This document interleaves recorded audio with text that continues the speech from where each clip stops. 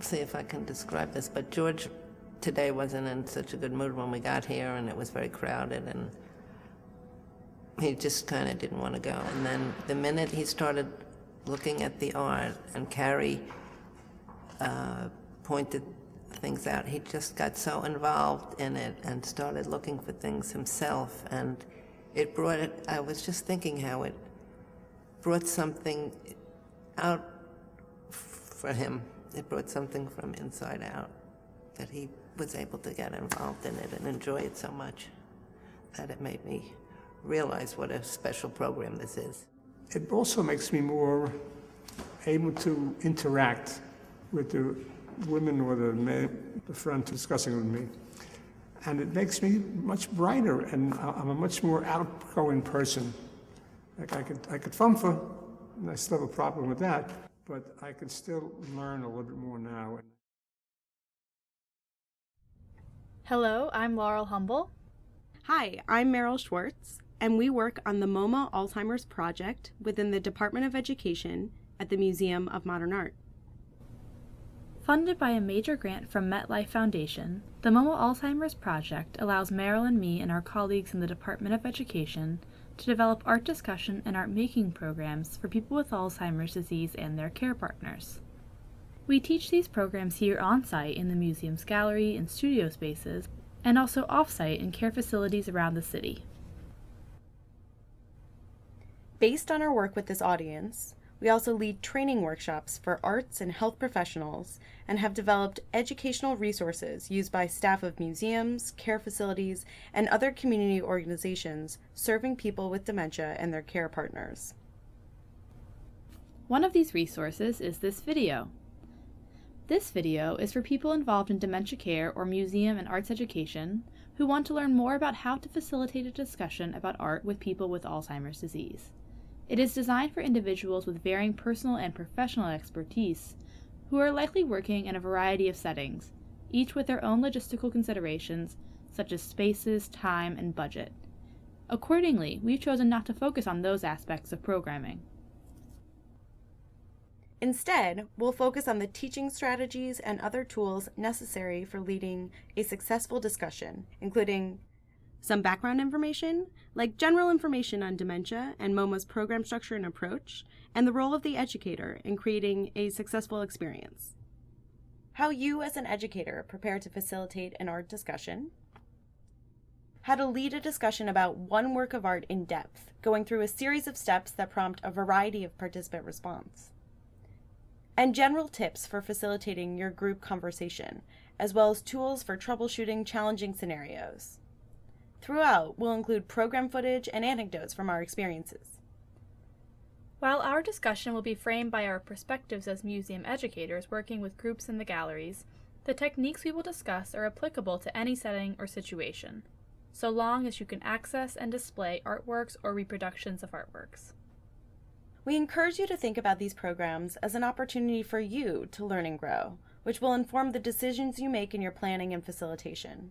Throughout, we will emphasize the importance of designing experiences that you, as the educator, find interesting as well. In the end, we hope that you will feel confident in your ability to facilitate a meaningful discussion that leads to new understanding about works of art and prompts new social connections amongst participants.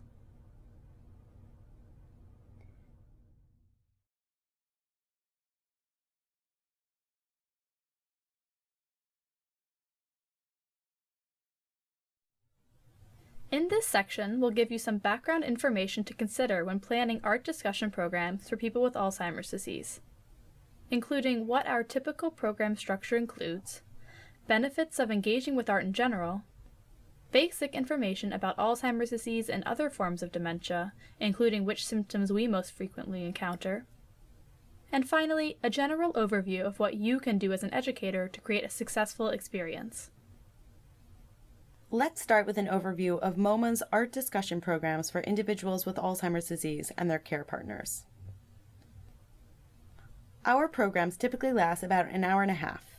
In that time, an educator leads conversations about 4 to 6 works of art that are connected by a theme.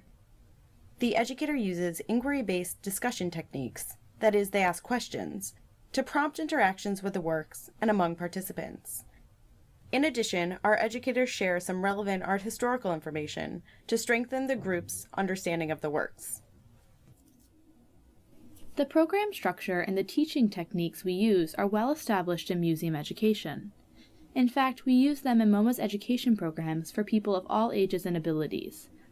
This is because we recognize that engaging with art through inquiry and discussion allows all people the chance to articulate opinions and preferences in a space where there is no one right answer, explore and exchange ideas with others, experience intellectual stimulation and come to new understandings, reflect on personal experiences and connect them to world history and events, and finally, to participate in a meaningful activity that fosters personal growth.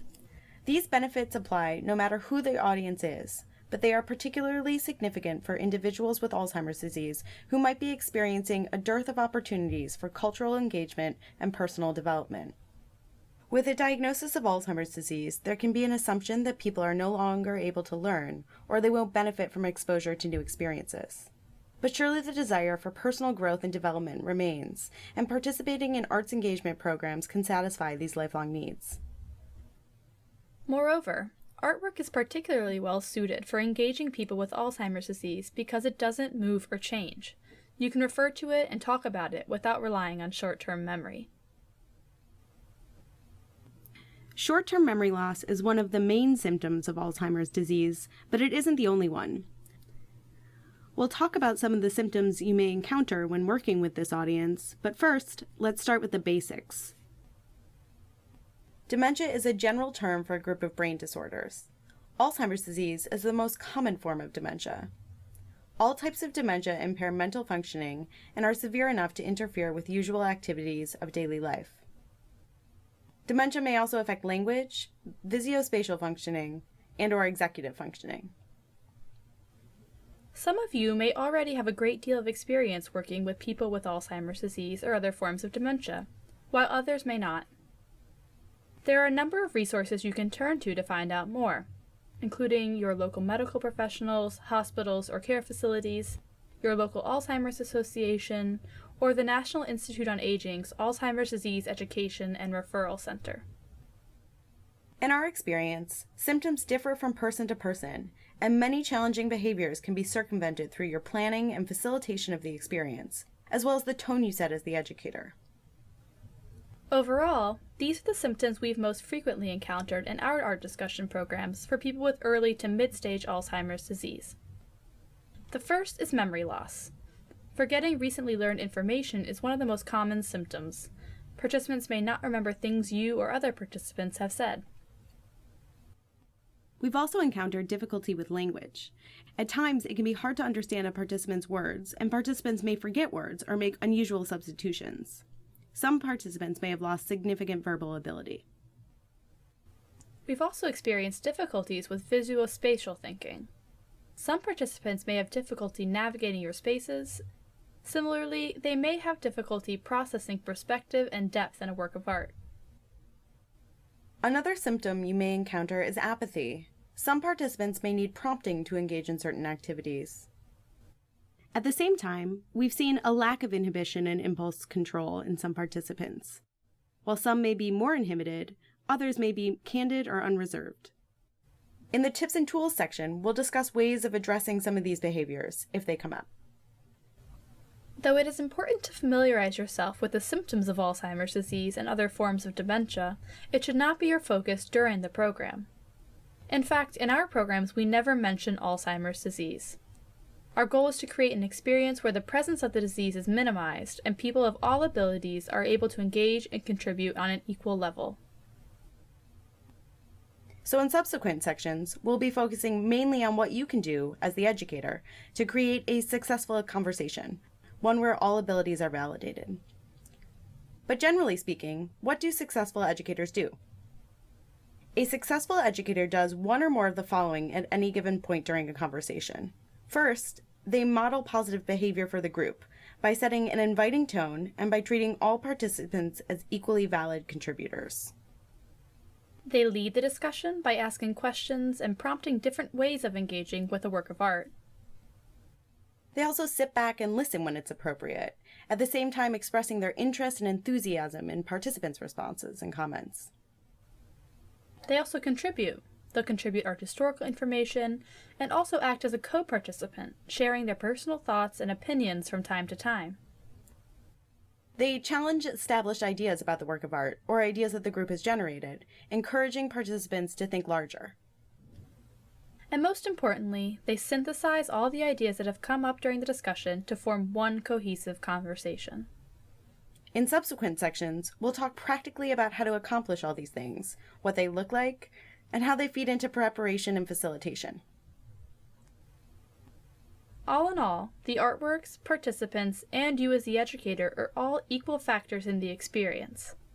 Together, you contribute to a program that includes generation and development of ideas, validation of individual contributions, socialization among participants, and a general sense of sincerity and enjoyment.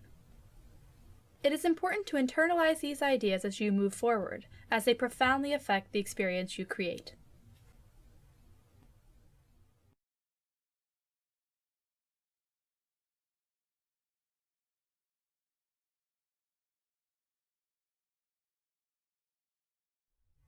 In this section, we'll discuss how to prepare to lead an art discussion program, including choosing a theme, selecting artworks, sequencing those artworks, and preparing to lead a conversation about one specific work from your selection.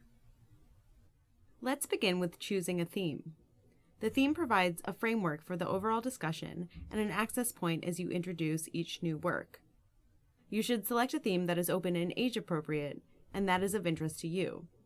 If you already have works in mind that you'd like to discuss, then you can build a theme around them.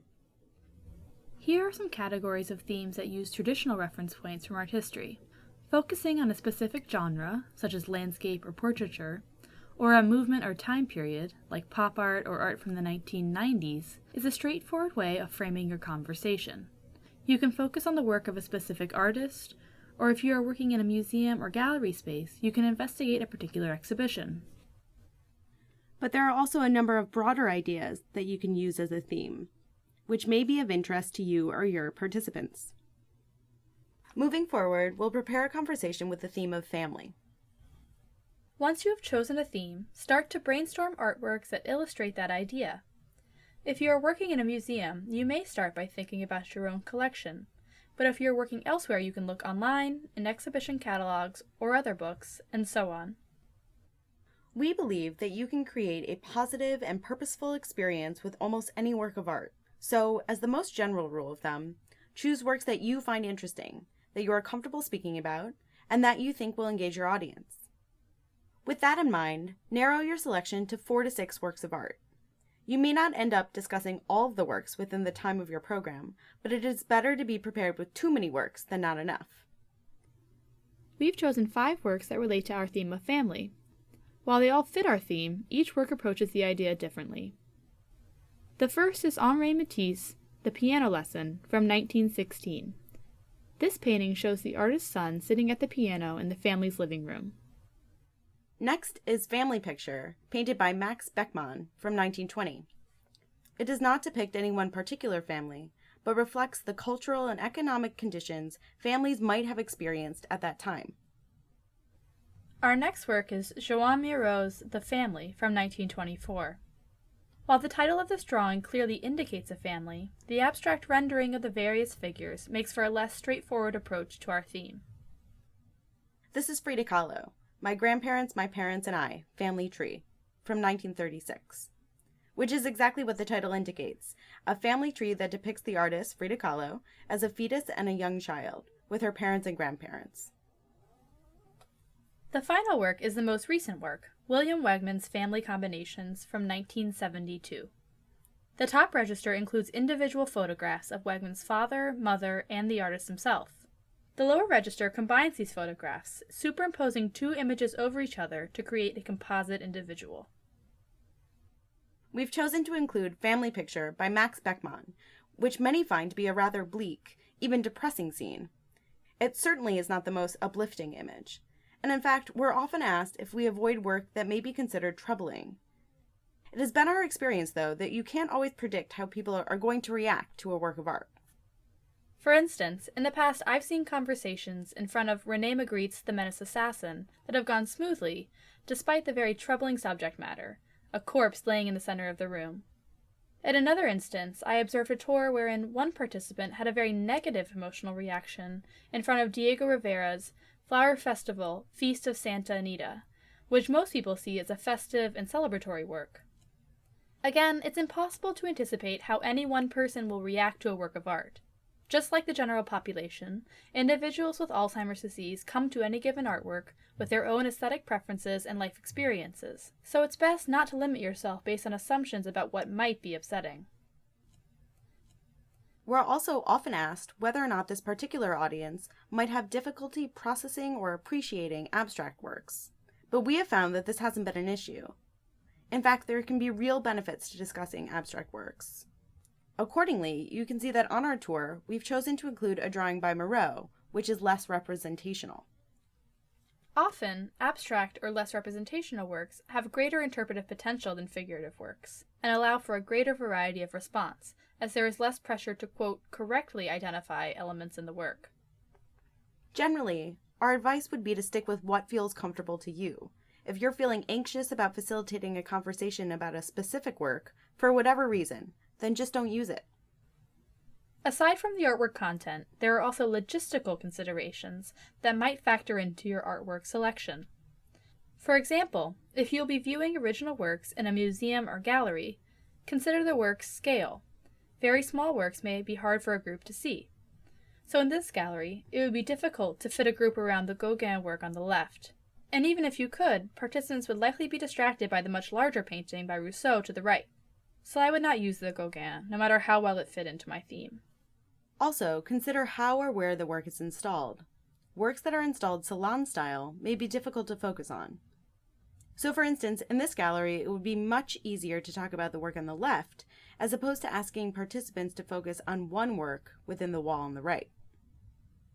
And finally, think about the work's location. Works situated by doors or elevators might be distracting, and works far away from others on your tour may be difficult to get to. The triptych by Max Beckmann seen here is a rich work, but the fact that it's installed right near the escalators and the main thoroughfare for accessing the galleries on this floor make having a conversation there more difficult. If you are not leading a discussion in a museum, but instead using printed reproductions or projecting images of artworks, then find high-quality images that retain the original work's integrity and detail. The sequence in which you view the works should offer a helpful way to connect them in the context of the theme you have chosen. As a general rule of thumb, it is often better to begin with works that are simpler or more straightforward and move to those that are more complex. In this same vein, move from more figurative works to those that are more abstract or more abstractly related to your theme. So for our example, we'll start with Frida Kahlo's work, which presents a common or familiar way of organizing a representation of a family. From there, we move to a different image of multiple family members, though in this case they are not related to the artist and may not have existed at all. This family is more symbolic of a particular time and place. Then we continue on with a Matisse work, which focuses on just one family member of the artist. There's an opportunity with this work to think about the relationship between the artist and his son. Our fourth work also includes a few family members of the artist, as well as the artist himself, though this is certainly not a traditional family portrait, as Wegman has created imaginary family members via composites of his and his parents' faces. We finish with the least representational work of the group. By the time we get to Moreau, the group will have had an opportunity to discuss family roles and relationships as depicted in more representational images, before applying these ideas to an abstract work. We've covered how to select a theme and artworks to discuss, as well as how to sequence those works. Next, we'll talk about how to prepare for a conversation about just one of these works in detail, continuing with Matisse's The Piano Lesson as an example. During your preparation, familiarize yourself with all of the works you've chosen through a combination of close examination and research. We'll now go through both of these approaches in detail, starting with close examination. Looking closely should be the first thing that you do when preparing a work. Eventually, you'll be asking participants to look closely too, so it's important that you go through this process as well. You may be very familiar with the artwork already, or be tempted to do research first, but be sure to dedicate some time up front just for looking. As you look closely at a work, consider its formal elements, like line, shape, form, and color. Notice the work's recognizable elements, that is, if they are clear, and how they are represented. Then consider how those elements relate to each other, including the scale, placement, and overall composition. Think about the materials that are used and the techniques or processes that are involved in the work's making. And finally, consider the work's overall style or tone. So let's try this ourselves using the piano lesson. Look closely and ask yourself, what objects or elements do you first notice? Do you see the three figures? How do they relate to each other in terms of location? How are they different, say, in their coloring? Let's think more specifically about the colors, both in the figures and overall. Are they bright, dull, blended, uniform, natural? What about some of the other formal elements, like lines or shapes? Do any stand out? How does it look like this work was made? Do you think it was painted quickly? Or did the artist maybe take longer to paint it? Does it look finished? What is your overall impression of the work? Does that sense come from the colors, the organization, or from something else? Now we'll go through the same set of questions, with Laurel providing her thoughts as she considers the work. What objects or elements do you first notice? I first noticed the boy sitting down here, the woman sitting in the upper right-hand corner, and the big swath of green paint that takes up so much of the upper left part of the canvas. I also noticed this figure in the lower left corner, and these random objects atop the pink surface in the lower right. Do you see the three figures? How do they relate to each other in terms of location? To me, they feel scattered about the canvas. None of them are overlapping or feel that connected to each other. The woman on the right is almost floating in the air above the boy, and the other woman is so far from the others, really wedged into the corner. How are the figures different, say in their coloring? The boy is the most human-like in his coloring. He looks fleshy, alive. The one in the lower left is a more metallic color, maybe bronze. And then the woman in the upper right is mostly white, with some random patches of colored paint applied to her. Their coloring is all very different. Let's think more specifically about the colors overall. There is variety in the colors. In some places the colors are very bright, almost unnatural, like the pink and the green. Other places they are more dull. I notice how much gray is used in the painting, that it's in every part. The placement of the gray seems very deliberate. Usually any other color is touching gray or black, but rarely touching each other. What about some of the other formal elements? For example, the lines or shapes. Do any stand out? I see some variations in line. There are some very hard, straight lines, such as the verticals in the center of the canvas and along the left, and in the woman in the upper right-hand corner. But elsewhere the lines are more curvy, more sinewy. How does it look like this work was made? Do you think it was painted quickly? Or did the artist maybe take longer to paint it? Does it look finished? Parts of the work seem unfinished, like the woman in the upper right-hand corner, and parts of that curvy line work look scratchy. The boy's face is also not whole. At the same time, the work seems very meticulously organized, which makes me think that it might have taken some time to create. What is your overall impression of the work? And does that sense come from the colors, the organization, or something else? To me, the work feels kind of austere, because there is so little interaction between the figures, between the various elements of the work, and between the colors. Those are just a few thoughts that I had when looking at the work, and chances are when you went through, you answered these questions differently. Looking closely as you prepare and asking yourself the same kinds of questions you will eventually ask your participants should help you notice details you might have otherwise missed, and also clarify your own understanding of a work. Your own observations and interpretations of a work will guide you when you eventually facilitate your discussion with participants. Moreover, based on what you noticed during the process of looking closely, you can come to your research with more direction and focus. For example, I was struck by the color selection in this work, both the very bright colors and the use of gray throughout the canvas. I also noticed the variety of color choices for the figures, and I'm curious what that might mean about them and their role in the scene. I'm interested in finding out more about who these figures could be. So again, once you've examined the work, the next step is to do some research. Your research will inform your understanding of the work and help to generate discussion questions. Using online resources, exhibition catalogs, and books, look into the artist's practice, what they created over their lifetime, themes they explored, materials they favored, and how they used them. Also, investigate information about the artist's life, the time period in which they lived and worked, and information regarding any movements or artist groups that they were affiliated with. Research information about the work's subject matter. Quotations from the artist can inform your understanding of how and why a work was made, and quotes from critics, either from the time the work was made or from later, provide insight into how the work has been received and interpreted over time. Turning again to our example artwork, here are a few art historical points that relate to the artist and this work specifically. Henri Matisse was associated with the fauves, or wild beasts, who are known for their expressive use of color. This painting was painted in Matisse's apartment outside of Paris, as opposed to in his studio. The boy sitting at the piano in the lower right-hand corner is the artist's son, Pierre, who was around 16 years old at the time. Pierre and his sister Marguerite both took piano lessons as children. Matisse had two sons, and both of them served in World War I, though their service took place after this work was completed. This work includes two other works by Matisse, a sculpture called Decorative Figure from 1906 in the lower left-hand corner, and a painting called Woman on a High Stool from 1914 in the upper right-hand corner. Matisse often depicted his other works in his paintings. And finally, this work exhibits the influence of a movement called Cubism through its use of geometric planes and its flattening of space. Of all this information, select a few main ideas that are relevant to the work and your theme.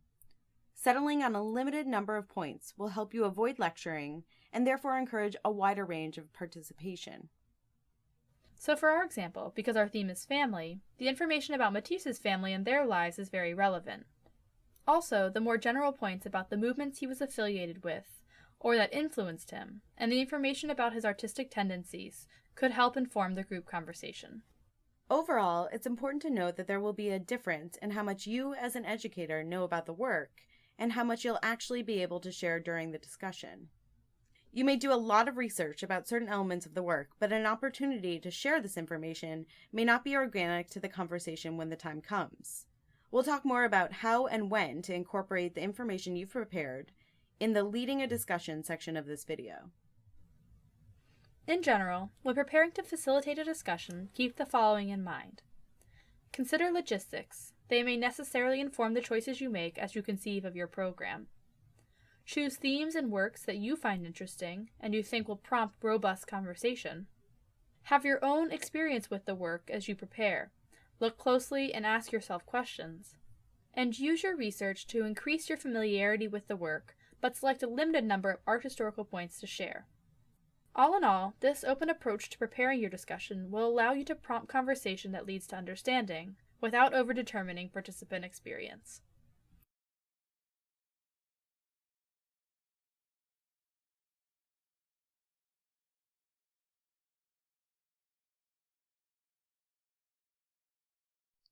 In this section, we'll cover how to lead a discussion in front of one work of art, structuring your conversation according to the following scaffold. Welcome, setting up the experience, observation, looking closely, description, objectively describing what you see, interpretation, assigning meaning and making inferences, connection, discovering a greater context for the work, using art historical information, and conversation summary. As we go through this scaffold, we'll continue with our focus on the piano lesson, including clips from conversations that we've led in the galleries. This structure is meant to provide you with a flexible outline for facilitating your discussion. It is grounded in prevailing practices in museum education. We use it as a guide for structuring our programs for people with Alzheimer's disease and their care partners, but also with other museum audiences, because it tends to best draw people out and encourage participation, no matter their level of ability. In this section, we'll cover how to structure a discussion in general without focusing too directly on the specific needs of individuals with Alzheimer's disease. Information pertaining specifically to this audience will be covered in the next section, Tips and Tools, as will ways of creating a supportive and validating environment. The tone you set is just as important as the scaffold you use to provide structure during your discussion. But for now, let's get back to that scaffold, beginning with welcome. At the very beginning of the tour, and in front of each new work you discuss, welcome all participants with a relaxed and inviting tone, and orient or reorient the group to their surroundings. Let's take a look at this in the galleries. So I see some of you already looking at our next work here. Just to remind everyone, we're on the 5th floor at the Museum of Modern Art, our permanent painting and sculpture collection. This is the second work in our tour today. Our theme is family. You can see that before Meryl shared any information about the work, she first reoriented the group as to where they were and how far along in their tour, and reminded them of the theme. You also want to take this time to establish or re-establish the expectations for the discussion you'll be having. During your welcome, explain that you'll be looking at and discussing a limited number of artworks, and that you want to hear from everyone, and that you'll all be building understanding of a work of art together. Outline for participants what to expect. Set a tone that invites comments and other forms of participation. Once you've welcomed everyone and made sure that each participant has an unobstructed view, allow some time for quiet observation. Give participants about a minute to just look closely. This is their opportunity to focus on the work and to think of questions or notice particular areas of interest, which will be incorporated in the upcoming discussion. So again, let's look at this in action in the galleries. So spend a good minute and just notice the entire thing. It's a pretty large work of art. So look at it from top to bottom, from left to right. Notice some of the details, and then we'll discuss it together.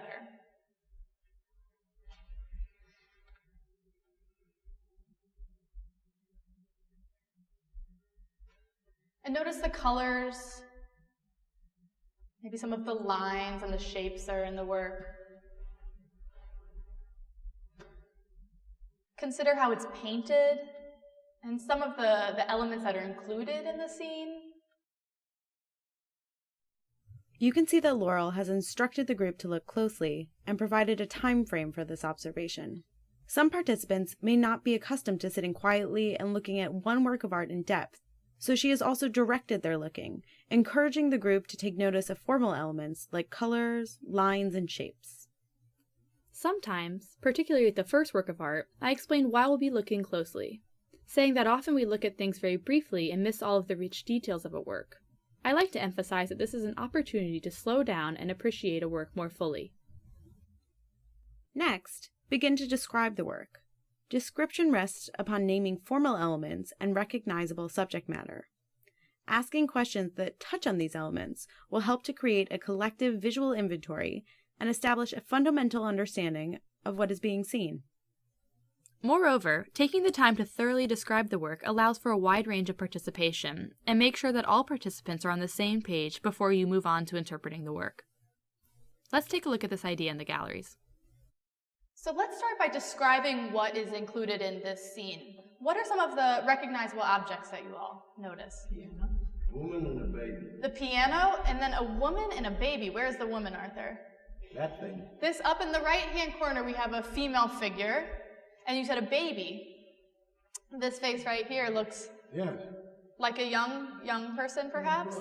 Looks like a young male child. Like a young male child, okay. What else are you all noticing? The eyes. The eyes on this figure. Yeah, how many eyes? One. Right, we have this kind of very legible eye right here on the left side of the figure, and then the other side is a little bit harder to make out, and we'll get back to that later. What else do you all notice about this figure on the right-hand side? Female furniture. Female furniture. Bill, how would you describe this figure up here on the right side? Do you think there's anything peculiar about her? Could you tell she was a female figure from the beginning? There's strips on there. There's strips on there. Yeah, she's stripped down, right? Yeah, I can't tell if it's but the look is as it's incomplete, not painted.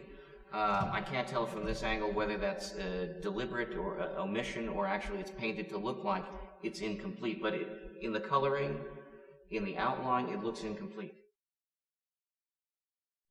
You can see that Laurel has first explained that the group is now going to describe what they see, and she started with a concrete question: what are some of the recognizable objects that you notice, to get them going. As a general rule, the descriptive questions you ask should be more concrete. For instance, what do you notice or see in this painting, instead of just what is going on here.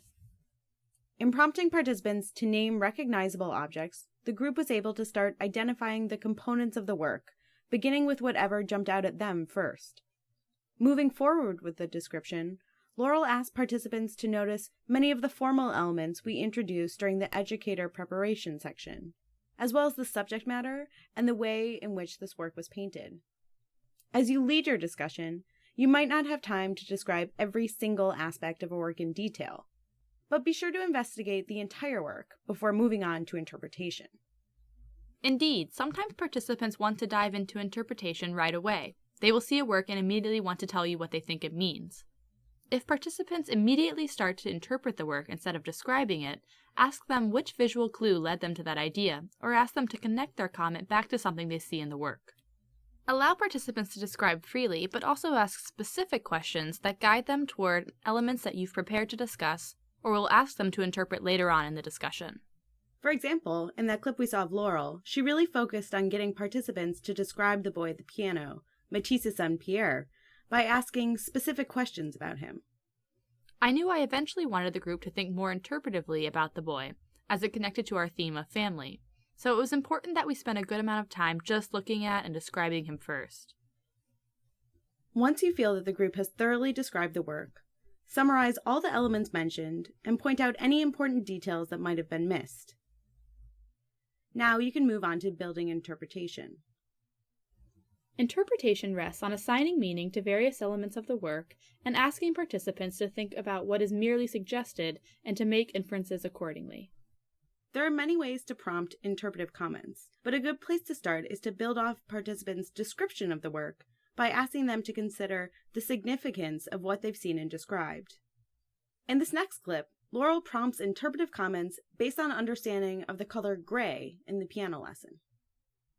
Yeah, Susie is saying that the gray is very predominant in the painting. To me, it looks like and feels like concrete. It's a Concrete. form of protection at the same time. It's a form of strength of the facility itself. It's a fortification almost, concrete. Other ideas about this gray, what it might suggest? I think it accentuates the colors that were actually used. Mm-hmm. It accentuates the other colors that are used. It really makes them pop. A deliberate choice. Mm-hmm. He started, the entire background is this gray, both interior and exterior uses of the gray, and the child's face, being the only sort of animate part of the image. You could see from the clip that participants were eager to share their thoughts about what the color gray suggested, but you could also ask participants to consider other formal elements of a work, like line, shape, or form, in their interpretation. In that clip, Jordan even speculated as to why Matisse might have chosen to use the gray as he did. You can encourage participants to think of a work as a series of choices made by the artist. Depending on the work, you can ask participants about the artist's choice of subject matter, materials, composition, and overall style or technique. During the interpretive portion of your conversation, you can also ask open-ended questions that touch on what is not clearly visible in the work, but perhaps merely suggested. Depending on the work, you can ask participants to make inferences about what time of day or location might be depicted, or imagine a narrative for the scene, what could have happened before or what might happen next. You can also ask participants questions that encourage them to think about the work as a whole. One way of prompting this is to ask about overall impression or mood. Here's an example. So I want to take a step back sort of and think about the mood of this work overall. We've done a great job sort of investigating some of these independent pieces, but what about the overall mood? Carol, do you have a word to describe the mood of this painting? I'd say calm or peaceful. Calm or peaceful, that's great. Anya, would you agree with Carol, calm or peaceful? The same word. Yes, the same word. What's another word someone would use to describe the mood? Yeah. I would say somber. Somber. I mean, even though it's colorful, it's somber, it's quiet, it's reflective. Yeah, I find it, it's in a way happy because of the green. When I look at the green, I cannot omit the green and the pink colors and the salmon color. Also, when you see a child and that's, playing the piano and there's a relaxed woman, and somebody who's sitting there casually, it kind of gives me a feeling of family. Ted, what's a word you would use to describe sort of the feeling or overall mood of this work?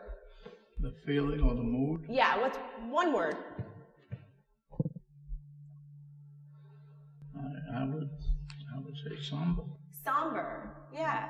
What about it do you feel somber? Why do you say that? The gray. Yeah. And the look on the face of it.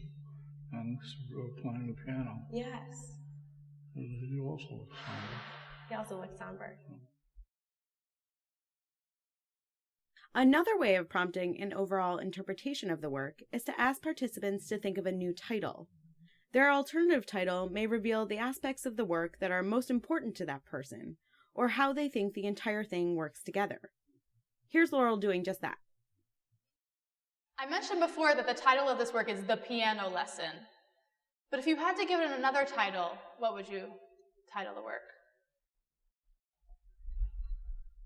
At home. At home. Distractions. Distractions. I like that. I like that too. My description would be called The Answer. And this is The Answer, Peace and Tranquility. The Answer. Other titles that you all would give this work?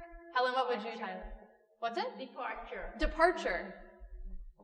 Interesting. And what makes you think of departure? Moreover, the art historical information you've gathered during your preparation can also serve as a jumping-off point for interpretive questions. You might ask participants to consider the work in relation to biographical information about the artist, the historical and social context of the work, or the given title. We'll focus on ways of using the information you've gathered to generate new threads of conversation in just a few minutes.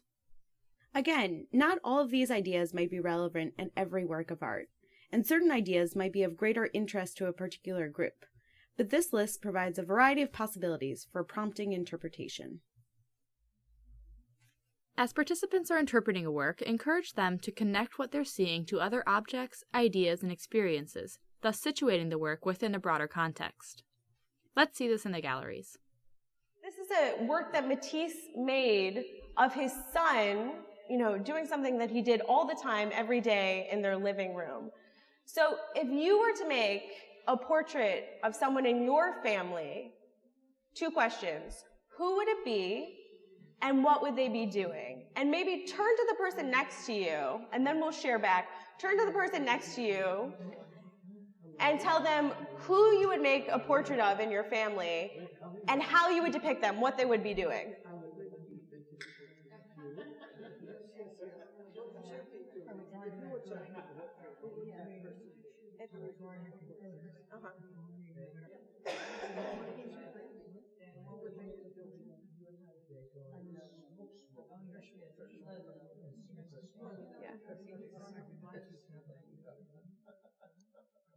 Very nice to you. She always calls me. I know, yeah. Absolutely. Ted, if you had to make a painting of someone in your family, I see you pointing at Arlene. And what would Arlene be doing? You can let it all hang out, Betty. It's all right. Snoring? So Ted would make a painting of Arlene who would be snoring, but looking beautiful while she did it. But I would paint him reading and eating. So Arlene would paint you, Ted, reading and eating. Are those two of your favorite things? Yes. Are those the things that she'll find you doing all the time? Yes. Yes. You can see that Merrill has encouraged participants to connect Matisse's work or analyze his choices through their own personal lens, considering the people in their own lives. Prompting participants to connect works to their own life experiences also encourages personal exchange among group members, which makes for a more social experience. Questions that touch on personal preference, like, do you like this work? Why or why not? Would you hang it in your house? Can be applied to any artwork and are accessible to all. You can also connect works to other artwork and developments in art history, but remember, if you're asking participants to compare the work you're viewing to others, be sure that you have a reproduction or other visual reference on hand. Try and reference only what can be seen and understood by everybody. While not all of your participants may be familiar with art history, they may have a sense of world history. Relating works of art to major cultural changes and world events provides an additional access point. During the course of your discussion, you will introduce the art historical information you've prepared. Sharing this information enhances participant understanding and appreciation of a work and elevates your conversation. It can be difficult to determine how much you want to share about the work you're discussing. The information available plus the interest of your group makes each situation unique. But as a general rule of thumb, use art history to validate participants' responses and generate new threads of conversation. Let's now take a look at how Laurel has used art historical information to validate participant response. Now that the eye focused on that, whatever it is, candle, now I first see the piano because I believe the pink is the top of the piano, and now I can see the skinny one leg of the piano on the left. So it's coming together, which quite frankly, when I first looked at the painting, I didn't see anything that was that obvious. Yeah, it's not the most legible scene, right? And how many pianos have you seen that have a pink top like this? None. Yeah. And in fact, Matisse was a member of the Fauves. He was a Fauvist, you might say, which is a word that translates literally to wild beasts. But the Fauves were known for using color in a much more expressionistic way, not necessarily a realistic way. You can see that Laurel has picked up on something that Susie has already noticed, in this case the unusual color of the piano top, and both confirmed and expanded on her observation by sharing information about Matisse's affiliation with the Fauves. This came about organically. Laurel shared this information at a moment when it was relevant to the conversation. Now here's a look at how you can use art history to spark a new thread of conversation. So Pierre-Henri Matisse's son was 16 when this work was made. Does anyone else think that he looked younger than 16 or replace his age? Yeah. So why do you think Matisse would have chosen to paint him younger than he was? Because he was an artist and had to be imaginative. He had to be imaginative. No, I think the basic situation, just looking at the child's face, is I think the artist is trying to understand the child. What the child represents, what the child is thinking or feeling, and trying to come in contact with that so they identify more closely with his own child. So really observing him and trying to come closer to understanding his child. Well, the fact that this was painted in the middle of the First World War, to see one's own child who may go to this war as younger and more innocent, he's wide-eyed with either wonder, terror, awe.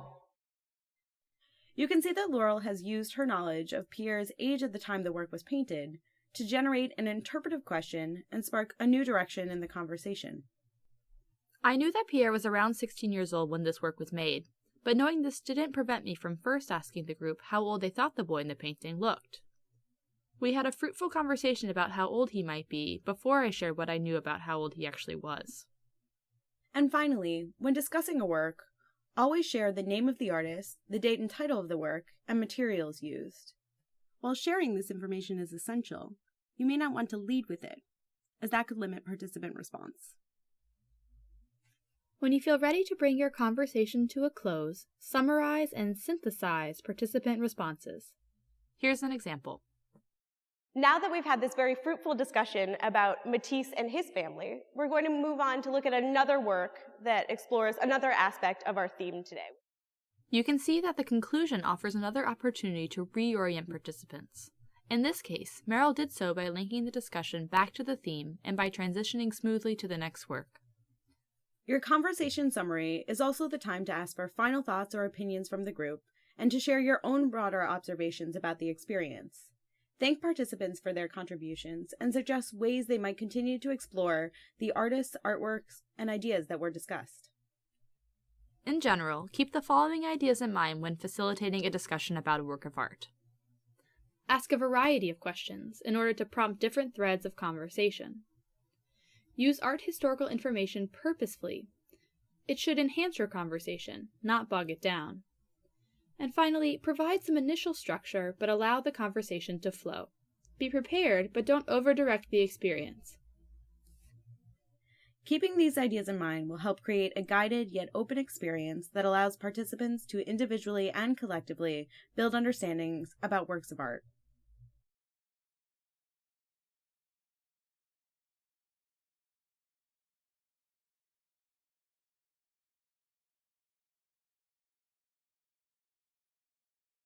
In this section, we'll go over general tips and tools for successfully facilitating your discussion. We'll first share with you some practical tips for leading a cohesive group conversation, and then discuss some challenging scenarios that may come up and ways you can address them. So let's begin with general facilitation strategies. No matter the group you're working with, it can sometimes be difficult to balance the interests, abilities, and personalities of each of the participants. Here are some things you can do to foster an environment of balanced and lively exchange. The first is to animate the experience yourself. Think of facilitating a discussion as an opportunity to be your most performative self, but at the same time, be sure that your level of enthusiasm does not come across as insincere. Also, share personal information about yourself. Sharing personal information will make participants feel more comfortable with you. It will make the experience feel less formal or intimidating, and more conversational. During the discussion, address participants by name and make eye contact. Don't be afraid to call on people directly, and invite them to comment in a non-threatening manner. Also, make eye contact with whoever is speaking so that they know you're listening directly to them. Always repeat all comments back to the group, summarizing and synthesizing when necessary. This strategy helps to validate the person who is commenting, make sure that those who can't hear are not at a disadvantage, and helps to reorient those with short-term memory loss. So let's take a look at how this works in the galleries. What else do you all notice about this figure on the right-hand side? Female furniture. Female furniture. And what makes you say that, Arthur? The top is definitely female, and the lower parts are sort of a mixture of female and furniture. Yeah. So at the top, you can tell that we have the head of a woman, her shoulders and her torso coming down, and then she sort of blends into this furniture. We have the legs that are just down below. Jordan, were you going to add to that? Yeah, I can't tell if it's, but the look is as it's incomplete, not painted. I can't tell from this angle whether that's deliberate or omission, or actually it's painted to look like it's incomplete, but in the coloring, in the outline, it looks incomplete. Yeah, so there's something incomplete about the figure, and Jordan was saying he doesn't know if it's necessarily intentional or not. Notice that Laurel repeated Arthur's first comment, female furniture, to the group, and then asked him to continue. She then repeated and elaborated on his further description, supplementing Arthur's observations with more information that could be helpful to everyone. And later, once Jordan gave his description of the same figure, Laurel repeated just the key parts back to the group, maintaining Jordan's wording. This selected repetition validated Jordan, but also allowed Laurel to choose one idea to focus on moving forward. During the discussion, provide a visual reference by pointing to particular parts of the work. By pointing or gesturing to the work directly, you quickly and easily direct the groups looking and keep everyone on the same page. Similarly, refrain from discussing any object or image that isn't immediately visually available, including works that you've discussed prior. Only reference that which can be seen and understood by everyone. Otherwise, you're putting those with short-term memory loss at a disadvantage. It's okay to bring up an idea that you've discussed before, but if you do, be sure to explain it anew so as to maintain group cohesion. Be mindful not to interrupt participants. Don't cut someone off as they're talking or try to finish their sentence. This can be distracting and discourage the participant from commenting again. When responding to participants' comments, validate with sincerity. Go beyond just acknowledging responses or saying that you find them interesting. Pick up on something specific within a comment and respond to that part directly. Being specific communicates sincere interest. So let's see an example of this from Laurel's conversation about the piano lesson. Marty, what do you notice? I look at the organization. It's as if it's two parts designated by the long vertical in the middle. This part is non-human images except for all the way in the bottom, and it projects a certain sleepiness or things that are set in their ways, whereas the other part is the extreme. It's more modern, active, and seems to talk to me about today. First of all, you notice the structure of the work, the composition, and how it's arranged. And I'm so glad that you pointed out this strict vertical blue line. Does everyone see that? And I like how you said that it divides the canvas into two. On the left, you have this sort of inanimate selection of objects, and on the right, you have more activity. Notice how Laurel went beyond just generally thanking Marty for his comment, and instead expressed appreciation at the fact that he noticed a particular element of the work, a central vertical line. She then invited everyone else to use that central line to notice the organization of the scene. In the same way that it's helpful to share information about yourself, you should encourage participants to share their own personal stories. Even if this temporarily moves the conversation away from the work at hand, personal narratives inform individual understanding of the work and enhance relationships within the group. Again, let's look at an example of this in the galleries. Oh, Carol, I happen to know that you play an instrument. Yes. So did you take lessons your whole life? No, till I was out of high school, I guess. Oh, you were out of high school when you started. No, I had already started when I was young. And I played it in a German Oompa band in Germany. You played in a German Oompa band. Yeah. How big was the band? Oh, maybe 20. 20 people, my gosh. Yeah.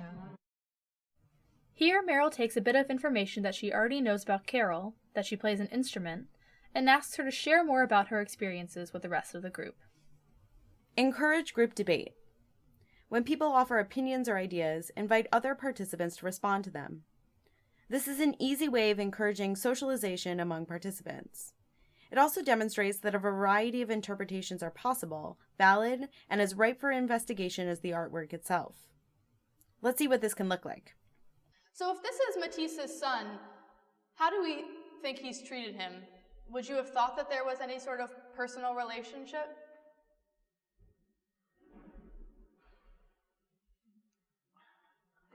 I just keep on looking at the face and the black outlining his head and ears, and it just gives me the feeling that there's a devilishness to him. And there, I still get the feeling that there's resistance coming through. Yeah. And maybe that's the relationship between father and son. Does anyone else see what Susie sees, this idea of resistance to the piano lesson? Betty, you agree. Arthur? When she said devilish, I kept on thinking of rebellion. Of rebellion. Yeah, at the piano. In this instance, Laurel poses a question to the group regarding how Matisse has painted his son, and Susie provides her interpretation. Laurel then asks other participants to respond to Susie's comment, looping in Betty and Arthur as the conversation continues. Throughout your discussion, maintain an air of lightness and humor. Remember, one of the goals is to create a fun experience where participants are able to relax and enjoy themselves. From the start and throughout, set a tone that communicates these goals. Moreover, there can be a level of tension that comes with lively debate, and perhaps a level of intimidation that comes with discussing art, especially if it's new to you. Additionally, the symptoms of Alzheimer's disease may create moments of awkwardness or embarrassment. But by maintaining a light and relaxed tone, and by staying focused on the conversation and not dwelling on challenging moments, any instances of embarrassment will be minimized. But indeed, challenging moments may come up during your conversation. We'll now go through a number of situations we've encountered and suggestions for how to address them should they arise. Sometimes a participant may make the same comment repeatedly due to memory impairments. If this happens, acknowledge the comment every time. Try to use the comment to further the conversation by connecting it to a new piece of information, asking a variety of follow-up questions, or by asking participants to respond to it. So for instance, imagine that during our conversation about the piano lesson, one participant continues to bring up the reclining figure in the lower left-hand corner. As this is such a small detail of the work, I wouldn't want to focus on it for too long, so I need to find ways to honor the participant's contribution and generate new threads of conversation each time it comes up. The first time it comes up, I could ask the participant, "What draws you to this figure?" When it comes up again, I could ask the participant to describe the color of the figure and how that connects to the other colors that are used in the work. The next time I could ask the participant to describe the figure's pose, and then we could compare her pose to the figure in the upper right-hand corner. And then if it comes up again, I could ask if the figure seems to be inside or outside and why. From there, I could go beyond that figure and ask what other parts of the work indicate where the scene might be located. There are any number of both descriptive and interpretive questions you can ask to build on the repeated comment and integrate it into the larger discussion.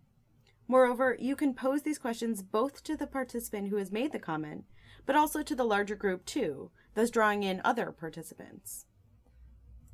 Finally, never ignore the participant. If necessary, you can merely acknowledge the comment and move on. Sometimes you can ask a question and you just don't get a response. But there are a number of ways to adjust your mode of inquiry to encourage a quieter group to participate. One strategy to get a quiet group talking is to invite a brief contribution from everyone. For example, asking all participants to share the first word that comes to mind when looking at the work at hand.